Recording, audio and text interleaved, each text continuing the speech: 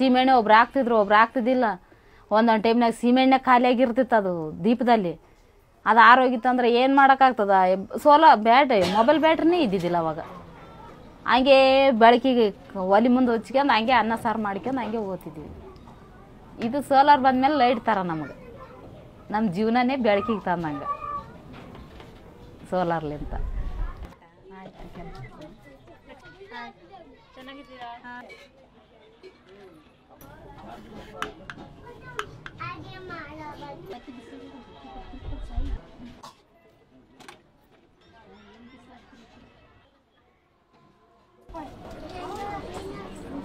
The women are confined to these communities and they do not have the ability to move beyond their communities. The fundamental problem starts from the fact that they have no access to a wage to provide for the family. Now, the moment the access to resources is so low, then their access to any product that can help improve their living conditions is also very low.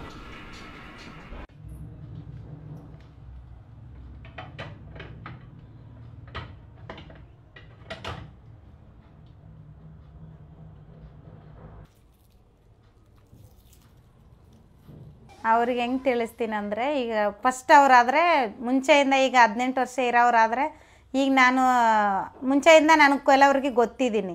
ಈಗ ಫಸ್ಟಿಂದ ಈಗ ಹೊಸ್ದಾಗಿ ಬಂದ್ರಂದ್ರೆ, ಈಗ ಕೆಲವರು ತುಂಬ ಜನ ಹೊಸ್ದಾಗಿ ಬರ್ತಾರೆ. ಅವರಿಗೆ ಪಕ್ಕದಲ್ಲಿ ಹೇಳಿರ್ತಾರೆ, ಈ ಥರ ಲಕ್ಷ್ಮಿ ಅವ್ರು ಬರ್ತಾರೆ, ಸೋಲಾರ್ ಸೇಲ್ ಮಾಡ್ತಾರೆ, ಕುಕ್ಕರ್ ಸೇಲ್ ಮಾಡ್ತಾರೆ. ಇದು 2,500 ಯಾರಿಗಾನ ಬೇಕಂದ್ರೆ ಹೇಳು.